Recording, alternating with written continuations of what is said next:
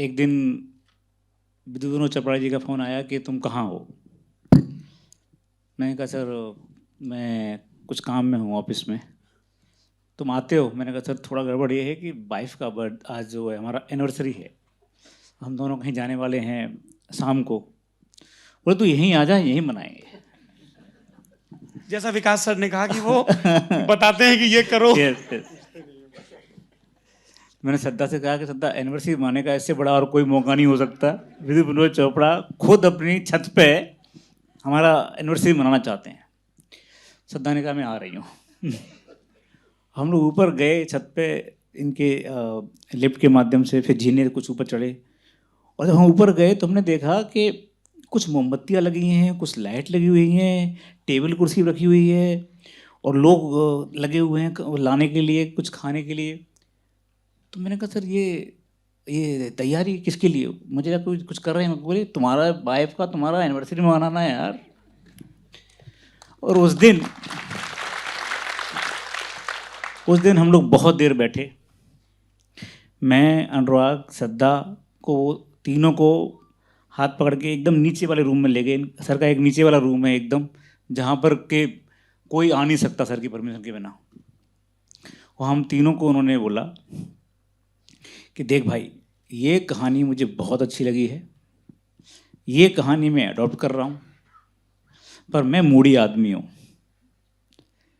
मैं काम करते करते हो सकता है कि बहुत अच्छा मज़ा आ जाए, और हो सकता है कि मुझे लगे यार फालतू टाइम खराब कर रहा हूँ। तो अगर अच्छा लग गया तो मैं करूँगा, और नहीं अच्छा लगा तो तेरे को जितना स्क्रिप्ट में काम किया सब वापस कर दूंगा, ले जाना अपनी। मैंने कहा यार इतना क्लियर आदमी कोई देखा ही नहीं आज तक। फिर हम तीनों लोग ये बोले कि सर जो करना है करो, क्योंकि हमको पता था इससे बड़ा जादूगर कोई है भी नहीं। जो जादू 3 इडियट में हमने देखा था, पीके में देखा था, परिंदा में देखा था, और जितनी भी सर की मूवीज़ हैं, 1942 लव स्टोरी तब आई थी जब हम लोग मतलब प्यार करना जानते भी नहीं थे। तो उस कहानी के साथ में, जैसे विक्रांत ने कहा, ऐसा न्याय किया सर ने, इतना न्याय किया। कभी कभी मुझे पता नहीं सर, लगता है कि विक्रांत की और मेरी पर्सनैलिटी सच में एक जैसी है, कि बस थॉट हमारा एक जैसे ही है। अभी विक्रांत ने जो बोला ना कि डेमोक्रेटिक तरीका, बाप रे, मैं सोच भी नहीं सकता। हमारे यहाँ प्रशासन में सिर्फ आदेश चलते हैं, इनके यहाँ पे तो ऐसा होता था कि तू भी बैठ, तू भी बैठ, तू भी बैठ, सब। ऐसा डेमोक्रेटिक तरीका है इनके यहाँ काम करने का कि अभी कुछ दिन पहले इन्होंने कुछ टेलर दिखाने थे, सबको बोला पेन लो, कागज़ लो, सब नंबर दो अपने। मतलब हर एक आदमी की बात सुनते हैं। और हमारे लिए सबसे बड़ी खुशी ये थी कि विनोद चोपड़ा जी ने मुझे, श्रद्धा को, अनुराग को, हम तीनों को परिवार का हिस्सा बना लिया उसी दिन, 4 साल से, 4.5 साल से बल्कि। और उन्होंने ये किया कि हर चीज़ में हमको शामिल किया, हर चीज़ में, चाहे वो स्क्रिप्ट हो, चाहे वो यहाँ तक कि जो ऑडिशंस होते थे उनमें भी हमको शामिल किया। यहाँ तक कि कुछ भी होता था, अच्छा जब भी कुछ भी उनके घर में, उनके यहाँ पे कुछ भी हुआ, आ जाओ बैठते हैं। और इतना ज़्यादा हम लोग पिछले 4 साल में इस पूरी प्रोसेस में जुड़े हुए। बीच में कोरोना आया, और जब कोरोना आया तो तुमको पता है पूरी दुनिया हिल गई थी। और उस समय में हम लोग तो परेशान थे अपनी अपनी चीज़ों में, और इनका फ़ोन आता था, अरे यार आज क्या सीन लिखा है यार। मैंने कहा कोरोना है यार। अच्छा, गलती से इन्होंने मुझे अपनी उम्र बता दी थी। मैंने यार ये आदमी डर नहीं रहा है कोरोना से?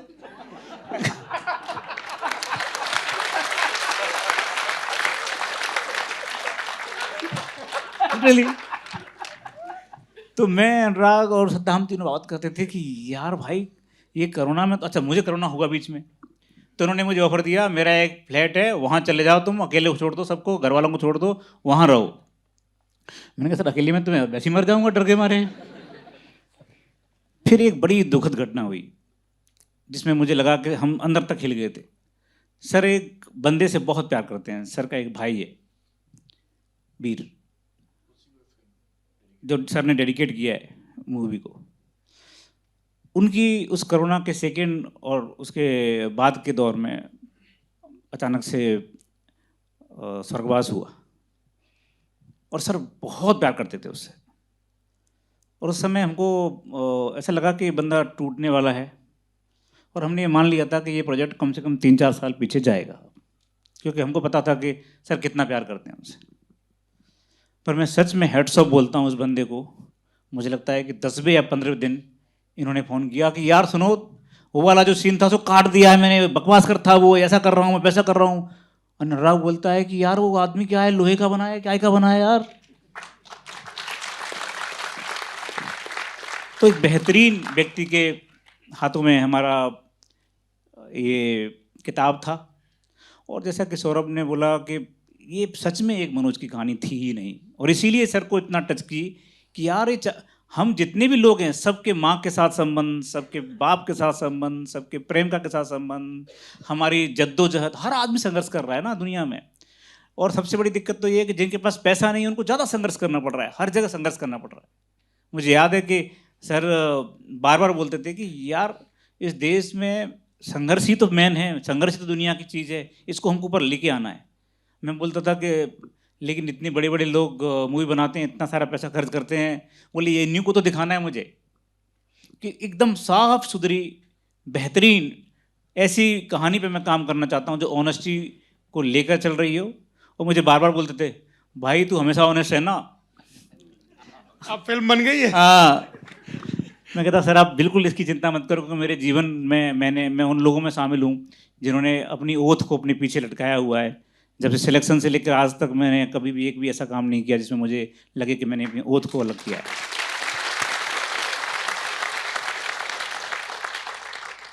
हमारे लिए इससे ज़्यादा और खुशी तब हुई जब सर ने एक दिन बोला कि यार अनुराग ने कुछ वीडियो भेजे हैं, एक कोई टीचर है तुम्हारा, तुम्हारे साथ में तुमको पढ़ाया है, बड़ा अच्छा बोलता है, ज़रा उससे बात करवाओ एक दिन। मैंने सर को फ़ोन किया कि सर विदुर चौबड़ा बात करना चाहते हैं। सर ने कहा यार कर लूँगा, बहुत बढ़िया, बड़ा आदमी है वो तो।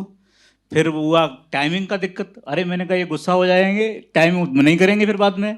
फिर मैंने एक बीच में कॉल करवाया, वीडियो वो वाला कॉन्फ्रेंस कॉल, और थोड़ी देर बाद उन्होंने मुझे ही कट करके दोनों आपस में बात करना शुरू कर दिया। और उसके बाद विकास सर सब जुड़ गए। तो मैं श्रद्धा अनुराग बहुत खुश थे कि हम तीनों सर के स्टूडेंट हैं।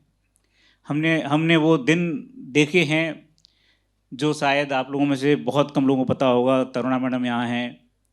हमने वो दिन देखे हैं जब सर ने दृष्टि शुरू की थी, एकदम शुरू की थी। और सर एक मुखर्जी नगर के एक छोटे से नीचे के तलहटी में सर पढ़ाते थे और वहाँ हम पढ़ते थे। और वो तलहटे में सर मुझे लगता है स्टार्ट कर ही रहे थे अपना पढ़ाने का सिस्टम। और साथ में ये भी दिक्कत थी कि सर के अटेम्प्ट भी बचे हुए थे, देना है कि नहीं देना है, सब चल रहा था। और उस दौर में सर ने एक बहुत लंबी क्लास ली। वो क्लास सर बड़ी ऐतिहासिक थी क्योंकि 11 सितंबर, हाँ 9/11 हुआ था उस रात को। मैं श्रद्धा और क्लास में थे। मुझे वापस जाना था क्योंकि पैसा ख़त्म हो गया था दिल्ली में, और वापस जाने के लिए मैं अनुराग पैकिंग कर रहे थे, लेकिन रात भर की क्लास चलनी थी, सुबह जाना था। उस रात को मैंने तय किया था कि श्रद्धा को कुछ बोल के जाऊंगा, या कुछ भी हो जाए। हिम्मत नहीं हो रही थी, लेकिन सर ने रात भर की क्लास रखी और रात भर की क्लास में मैडम ने पहरा लगाया, सारी लड़कियों को अंदर लगे गई, बातें नहीं करने दी किसी भी हालत में, चाय भी अंदर मैडम ही पहुंचा रही थी। तो वो सारी यादें थी। सर के आने से बहुत ज़्यादा लाभ हुआ। मुझे लगता है कि ये जो स्टेज है आज, वो बड़ी बड़ी बेहतरीन स्टेज है। इससे बड़ी स्टेज अब कभी नहीं मिलेगी लाइफ में बोलने के लिए मुझे।